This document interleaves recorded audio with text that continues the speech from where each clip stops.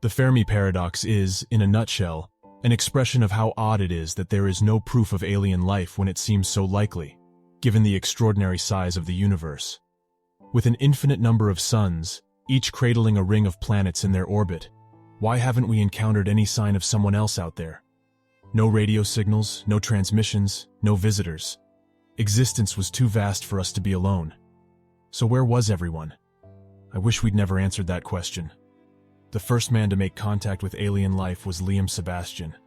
Born blind, Liam was the first patient to receive prosthetic eyes developed by Biocorp. A medical miracle. But from the moment his new eyes opened, Liam started screaming. He was sedated. It was several hours before he was calm enough to tell the doctors what happened. It turns out that Liam saw the devil, or devils actually. Demons, monsters, slouching, sharp things infesting the corners of the room. He watched warped reflections cross mirrors, shadows ripple, evil faces stare down from the ceiling. Liam ripped his plastic eyes from their sockets. Darkness was better, he told his doctors. A full report was made too. There was never any serious consideration of killing the project. Too much money was invested, market goals were set, and management had expectations. So more devices were produced, distributed, tested. And each time it was the same. The moment the test subject opened their new eyes, they witnessed a world crowded with horrors. I'll never forget what I saw when doctors removed my bandages. Eyes staring back at me. They were huge, the size of truck tires, blue and bloodshot. I could tell the eyes noticed me. Worse, they hated me. There were other abominations in the room as well. A hairy imp with the face of a child, a woman made of spikes and red light, a coiled pile of limbs. I screamed until my throat was raw, until I passed out. When I awoke, the first thing I did was try to take my eyes out, but the doctors had learned their lesson with Liam. I was restrained, monitored, forced to look. Every day was a parade of nightmares. Shadows melted and ran like Rorschach across the ceiling, dripping down onto my chest. I couldn't feel them land. I saw them puddle into violent faces that stared back into my new designer eyes. Everything was worse at night. I begged the doctors to keep the lights on. If I had to see monsters, I wanted to at least see them clearly. But my requests were ignored. Terrible figures danced down the hall outside my room. Something crawled above my bed, wheezing, then out the window. My doctors recorded all of my rants. They medicated me, tested me, poked and prodded and disbelieved. Occasionally, I heard shrieking drift down the hallway when my door was open. I knew I wasn't the only one in the hospital with new eyes. Others could see them too. After nearly a month, they finally released me. I'd lied to them last week, told them I couldn't see the creatures anymore, so I was set free, given meds and a journal. Call us if you observe anything unusual. They told me. They had no idea. On my bus ride home, I saw 3 men with goat heads and swollen bellies, each as tall as a sycamore tree, sprinting down the highway. A rotting whale floated over us, white guts spilling out like spoiled milk. It ate the clouds as it passed, and when it came into the sunlight, I could see through it, every bone and vein. I thought about removing my eyes, plucking them from my skull like jelly from a jar, but I'm too afraid. Not just of the pain, but also the creatures will still be out there. Maybe not seeing them, but knowing they are watching me would be worse. You haven't heard about the eyes, I'm sure of it. Biocorp. Won't let the word out until they're ready. I'm breaking every NDA on the planet by posting my story online. But you need to know, because now that some of us have seen the invisible abominations that exist out in the open, they've become bolder. I feel them now at night.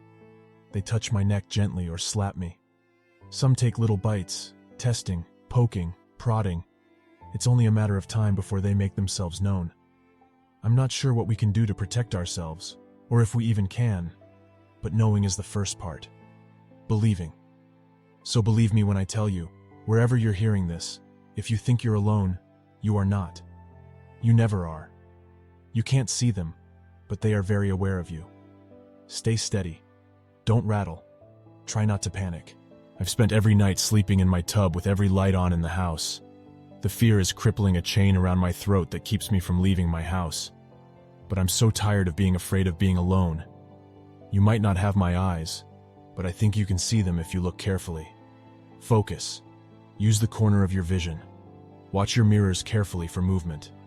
Maybe you'll see something, or maybe something will show itself if it thinks you're searching. Like I said, they're getting bolder. Someone is following me whenever I leave my apartment. My new eyes are good at picking up little details. Seeing the same car driving around my block each day slowly, always at my heels, but a few cars back. I've noticed other things watching me as well. Faces and reflections, massive figures in the clouds. Some days I'll be riding the bus and notice a face on the street where the features are all in the wrong order. I don't go out at night anymore at all. Now, if you're wondering why I mentioned the Fermi paradox, the truth is I was just passing on a theory from a friend. There's a whole group of us online, former lab rats for Biocorp with shiny new eyes and fresh nightmares.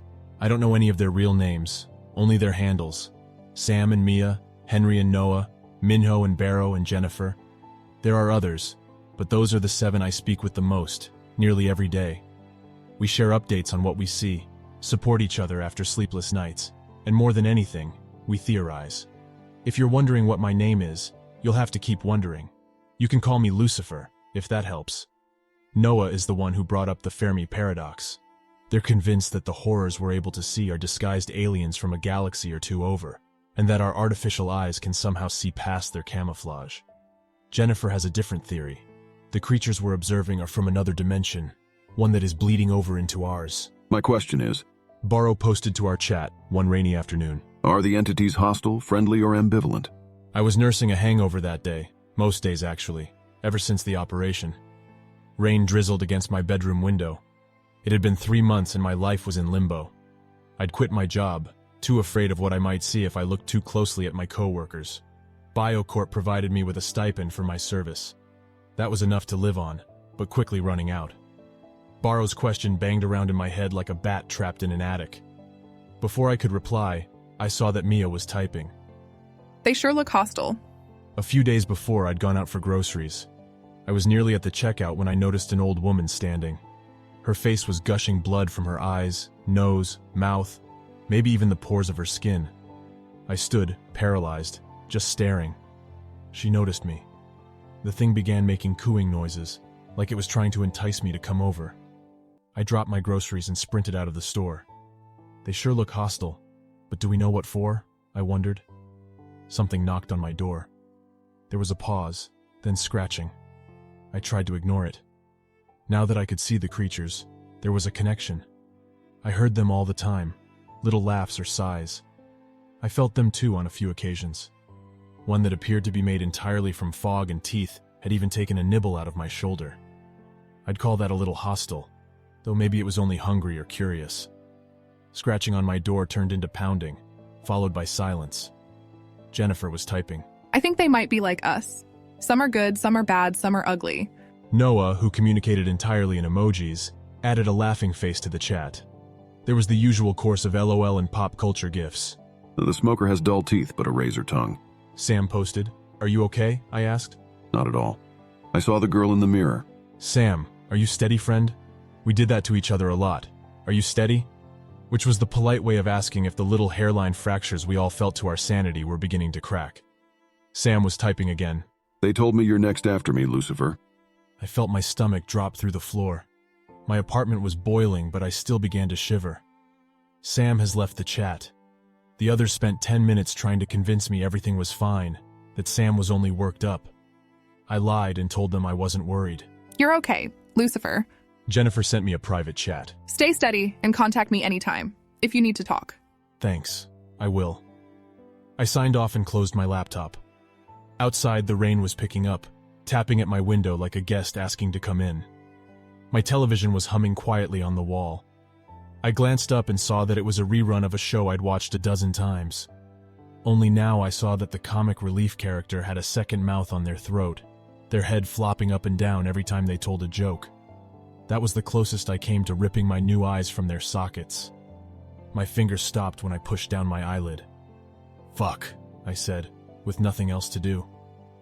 I turned off the television, got in the shower, then didn't leave my apartment for the next week.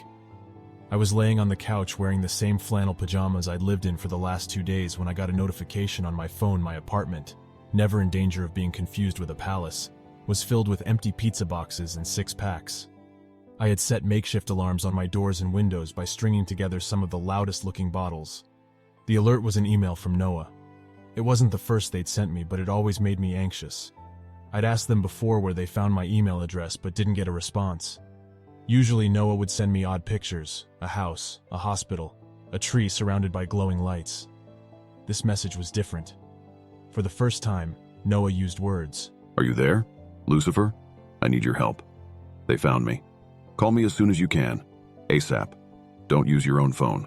The email ended in a phone number. I stared at the screen for a long time. It was blindingly bright in my dark living room.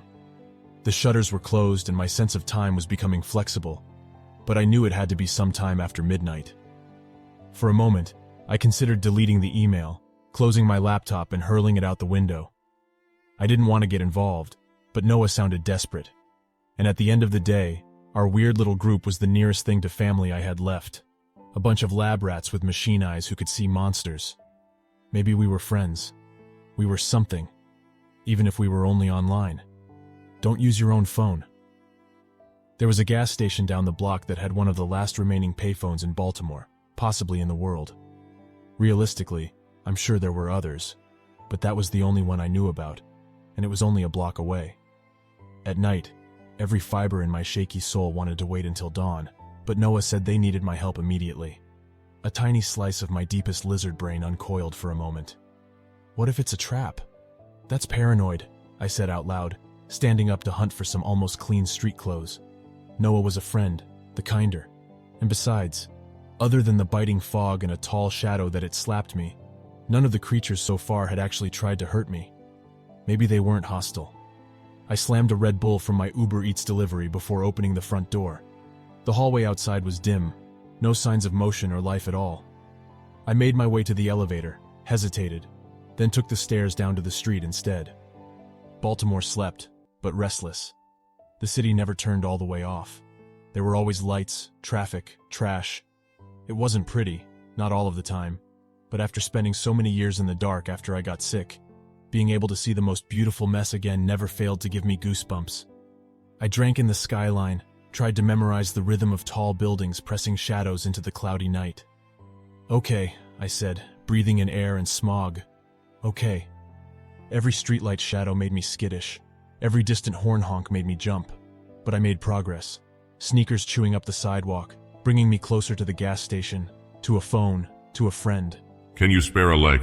I very nearly shit myself. I did yelp and spin to find a man leaning against a nearby wall just outside of the yellow haze of a streetlight. His face was covered by a cloud of smoke. There was ash in his voice, the rasp of a lifelong smoker, probably something heavy like cowboy killers. I don't smoke, I stammered. Pity. The man croaked, stepping into the light. When he did, his limbs and neck stretched and became more thin. His body warped and split and bubbled and collapsed in on itself as he walked out of the glow of the lamp. Now he was close. He smelled like cigarettes and cordite. I couldn't see his face, only the cloud of smoke. It moved with him like a veil. Those eyes don't belong to you.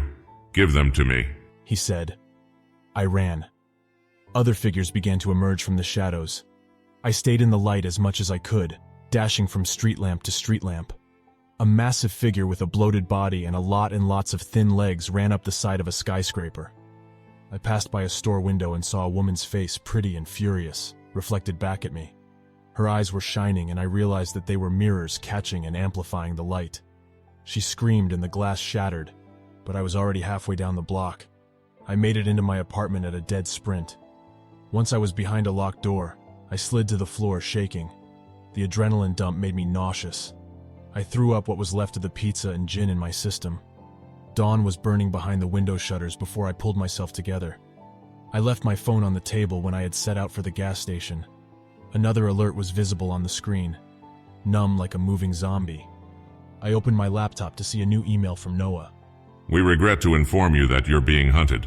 The sentence was punctuated by a winking face emoji. I was trapped in my apartment. Every night it was the same, knocking and tapping and screaming in silence that was too absolute to ever naturally exist in a city. Some evenings, I'd find smoke leaking into my living room from under the front door.